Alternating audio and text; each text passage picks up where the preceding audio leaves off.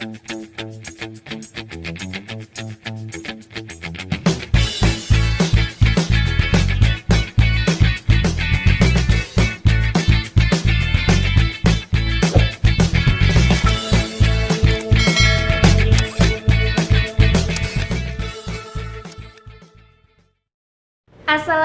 teman-teman, welcome to back our channel.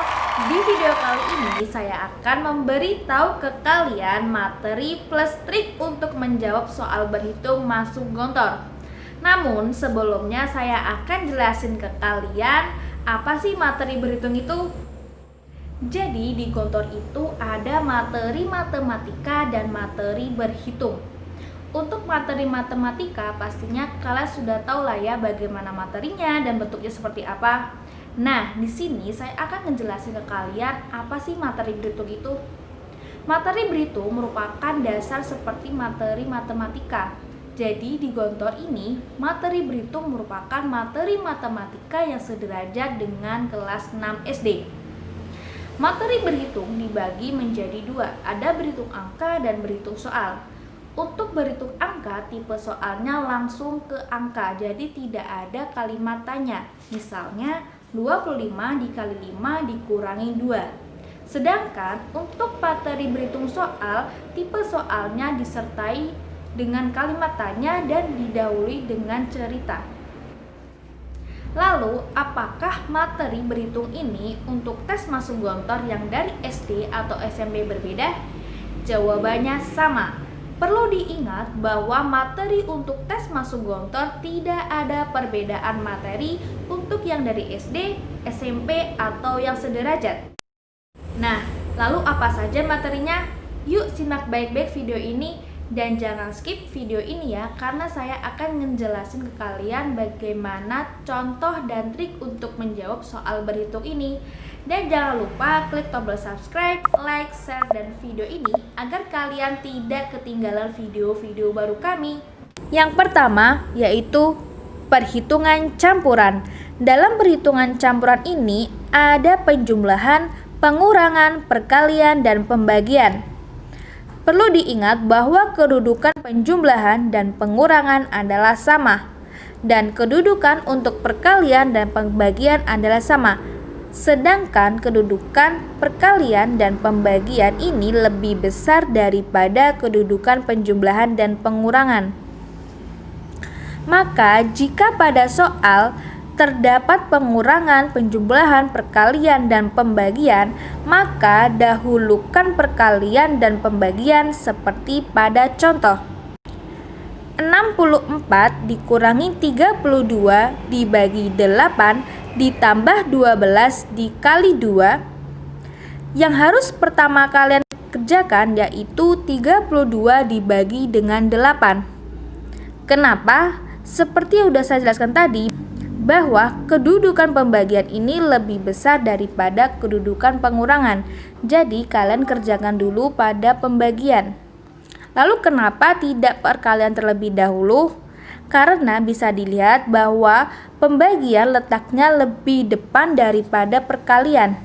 Jadi apabila perkalian ada di depan daripada pembagian, maka kita kerjakan dahulu di bagian perkalian. Yang kedua yaitu pecahan biasa dan pecahan campuran. Untuk soal penjumlahan dan pengurangan suatu pecahan biasa dan campuran, kalian harus menyamakan penyebut dari bilangan tersebut. Seperti pada contoh, 2/3 ditambah 1/6 sama dengan 4/6 ditambah 1/6, sehingga dihasilkan 5/6. Kemudian untuk perkalian pecahan biasa ataupun pecahan campuran, kalian bisa langsung dihitung tanpa menyamakan penyebut tersebut. Contohnya 2/8 dikali 4/4, maka kalian bisa langsung mengkalikannya, yaitu 2 kali 4 sama dengan 8 dan 8 kali 4 sama dengan 32. Dan untuk yang pecahan campuran, kalian bisa menghitungnya dengan mengubah terlebih dahulu menjadi pecahan biasa. Seperti pada contoh 31/2 dikali 12/3, maka 31/2 ini menjadi 7/2 dan 12/3 menjadi 5/3.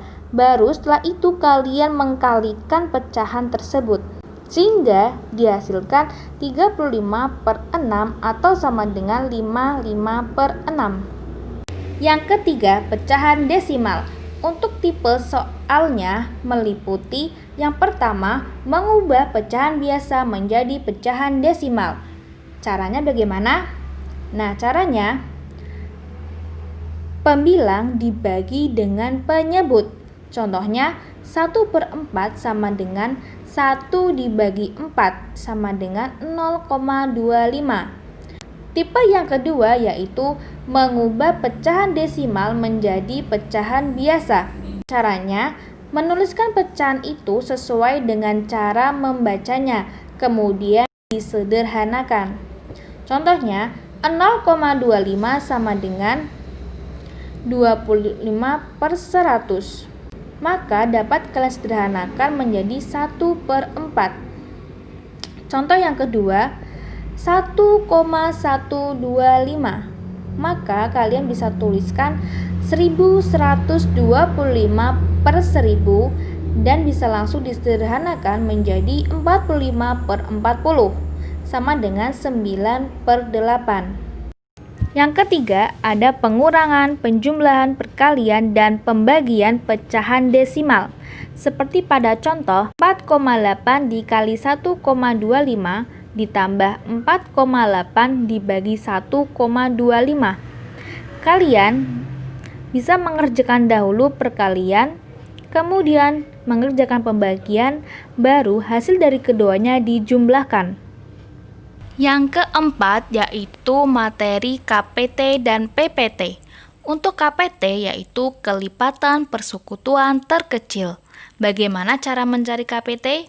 Yang pertama, menguraikan bilangan itu atas faktor-faktornya.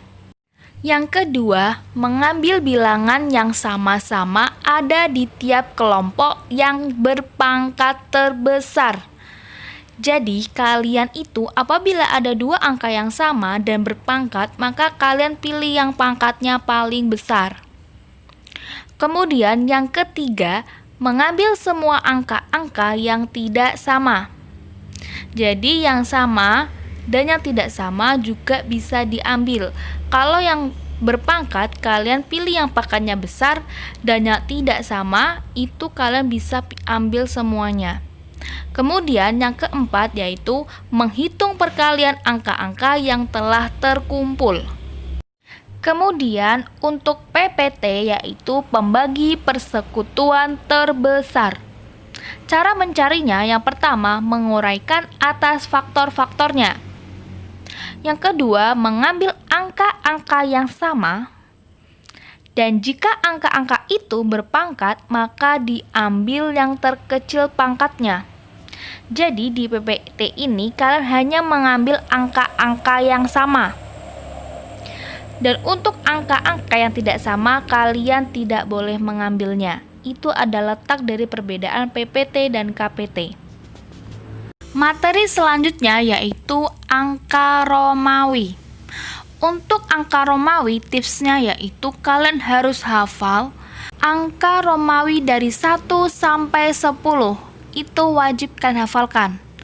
Kemudian angka Romawi yang harus kalian hafalkan juga yaitu angka 50, angka 100, angka 500, dan angka 1000. Kemudian kalian juga harus tahu bagaimana penulisan angka Romawi. Teknik penulisan angka Romawi yaitu simbol Romawi ditulis mulai dari yang paling kecil ke yang paling besar atau dimulai dari yang paling besar ke yang paling kecil. Semua simbol dari besar ke kecil dijumlahkan, dan untuk yang dari kecil ke besar maka ada pengurangan. Materi selanjutnya yaitu ukuran metrik. Ukuran metrik ini yaitu ada ukuran panjang, ada ukuran berat atau gram, ada ukuran volume atau liter, dan yang berhubungan dengan isi.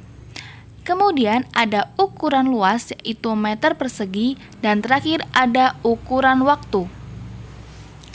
Untuk tips mengerjakan ini yaitu kalian harus tahu bahwa setiap turun satu tangga atau tingkat maka angka dikalikan dengan 10 atau mengundurkan koma satu angka pada bilangan desimal. Dan setiap naik satu tingkat dibagi 10 atau memajukan koma satu angka pada bilangan desimal. Selain itu, kalian juga harus hafal hal-hal yang berhubungan dengan berat, seperti 1 ton berapa kilogram, 1 pon berapa kilogram, 1 kilogram berapa pon. Kalian harus hafal tersebut. Nah, itulah materi berhitung untuk tes masuk Gontor. Buat kalian yang masih bingung, silakan komentar di kolom komentar di bawah deskripsi video ini. Dan jangan lupa, silakan klik tombol subscribe, like, dan share video ini agar kalian tidak ketinggalan video-video baru kami. Wassalamualaikum warahmatullahi wabarakatuh.